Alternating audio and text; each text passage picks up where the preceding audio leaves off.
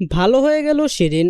আর তাই তো এবার পারুলের সাথে মিলে এবার উল্টো নিজের মায়ের বিরুদ্ধে গিয়ে দাঁড়ালো শিরিন নিজে। হ্যাঁ সুপ্রিয় দর্শক, পরিণীতা ধারাবাহিকের একদম নতুন পর্বে তো আমরা এরকমটা দেখতে পারবো। বিস্তারিত জানতে চাইলে এখনই ভিডিওটা একটি লাইক দিয়ে চ্যানেলটিকে সাবস্ক্রাইব করে একদম শেষ পর্যন্ত দেখতে থাকুন। পরিণীতা ধারাবাহিকের একদম নতুন পর্বে তো আমরা সবাই দেখতে পারবো যে শিরিন তার মা এবং ম্যাডামকে বলতে থাকে যে আপনারা ড্যাডকে মেরে ফেলবেন।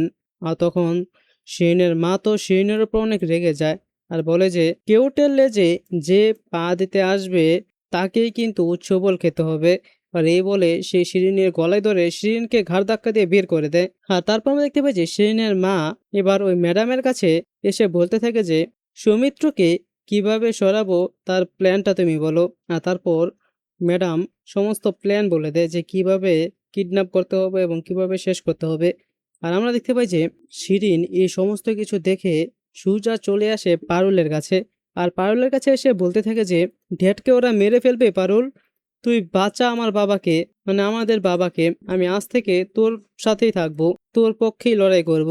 আর তারপর আমরা দেখতে পারবো যে পারুল শিরিনের কথায় শিরিনের দেওয়া ওই ঠিকানায় চলে যায় যেখানে তার বাবাকে মূলত কিডন্যাপ করে রাখা হয়েছে। আর তারপর সেখানে যেতেই পেছন থেকে কয়েকটা গুন্ডা এসে পারুলদেরকে মাথায় আঘাত করে তাদের অজ্ঞান করে ফেলে এবং তারপর উল্টো পারুলদেরকেও তার বাবার সঙ্গে বন্দি করে ফেলে। আর তারপরে তো মূলত আমরা দেখবো যে এবার পারুলের আসল মা চলে আসে বন্দুক হাতে পারুলদেরকে উদ্ধার করতে। আর তারপর শিরিনের মা এবং ম্যাডামকে গুলি করে সেখানেই মেরে ফেলে।